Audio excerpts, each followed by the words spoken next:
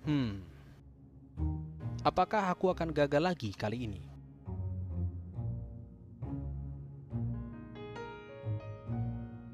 Hmm, belum sudah dikuntit. Partner, gue di Sudirman. Ada yang nguntit nih. Nguntit kayak Intel aja. Giring ke tempat kita, nanti aku beresin. Thanks partner. Begitulah kehidupan sukap. Seperti film Amerika kan? Coba saja kuntit gua.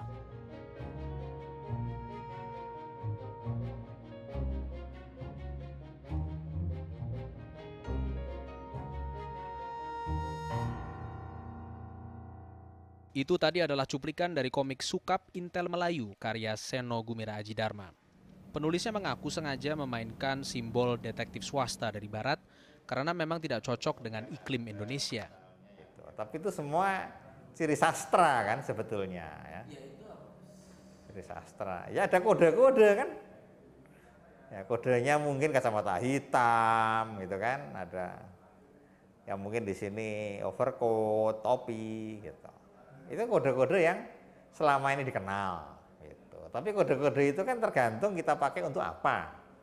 Dalam hal saya justru sebagai parodi untuk ngeledek impian tentang atau gambaran mengenai detektif gitu oleh orang Indonesia. Kenyataannya memang jauh berbeda. Detektif swasta Indonesia tidak berpenampilan seperti itu. Dokumen pengadilan yang satu lagi tolong SMS-in nomornya ya.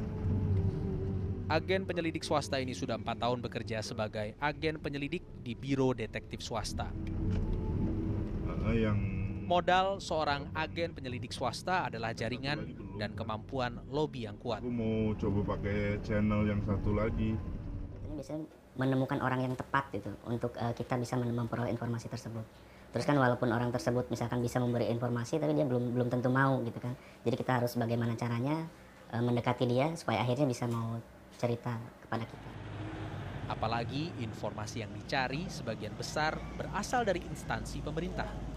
Tanpa keahlian melobi yang baik akan sulit mengumpulkan informasi yang diminta klien. Bantuan lagi ke pusat masih bisa kan Pak? Tahun berapa? 2006-2007 aja Pak. Biasanya kalau ada baru nanti tindak lanjut gitu kan. Ya, ini daftar saya buku. Oke. Sekecil apapun informasi yang didapat, ia laporkan ke James Philgo sebagai atasannya. Veteran Perang Vietnam ini telah mengelola bisnis detektif swasta itu sejak tahun 80-an.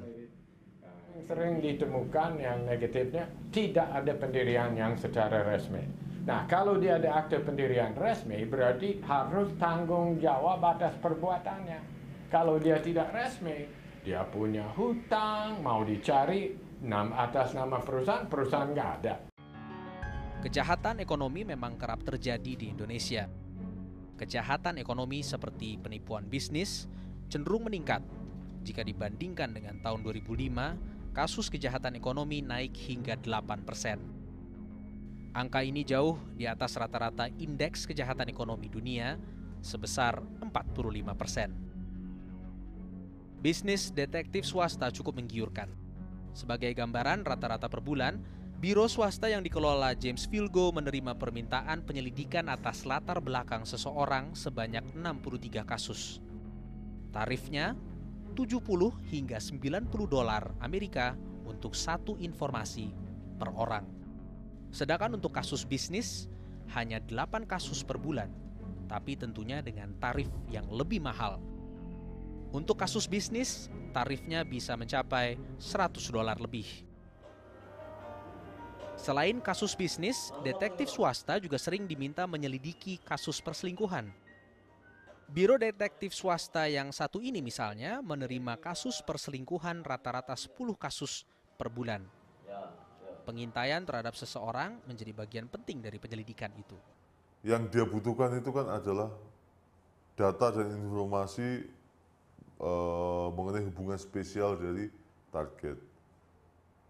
Selalu kita sarankan untuk tidak usah melanggar hukum, ya kan, Nggak perlulah sampai menyadap telepon, nggak perlu sampai mencuri video ML dia. Membuktikan bahwa dia datang dari bandara bersamaan, dijemput, atau mobil bersamaan, check-in di hotel bareng, itu sudah cukup gitu. Meski bisnis itu cukup marak, sejauh ini belum ada asosiasi yang melindungi badan usaha penyelidikan swasta. Selamat sore. Ya. Regulasi yang mengatur cara kerja dan etika mereka bekerja pun tidak ada. Sesuai dengan permintaan klien, ini dokumen mengenai akta perusahaan.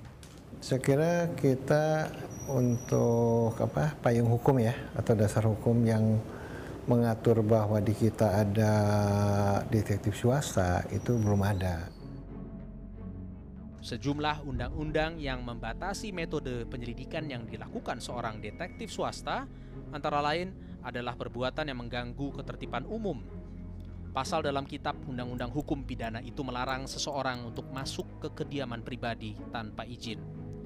Data yang tersimpan dalam sistem elektronik pribadi seperti email juga dilindungi dalam Undang-Undang Informasi dan Transaksi Elektronik. Artinya mengakses email pribadi tanpa izin merupakan pelanggaran hukum. Pasal 31 undang-undang yang sama juga melarang penyadapan terhadap telepon. Kalau misalnya detektif swasta ini kemudian terus berkembang, maka dia perlu perlindungan hukum, ya kan? Perlu dia ada semacam tata aturannya. Karena sebagai contoh misalnya ketika dia mengawasi orang, menguntit orang gitu ya, dia sudah bisa dianggap sebagai melanggar privasi, gitu kan? Jasa detektif swasta semakin dibutuhkan saat ini. Cukup menggiurkan untuk sebagian orang. Tapi regulasi yang mengatur bisnis itu nyaris tidak ada.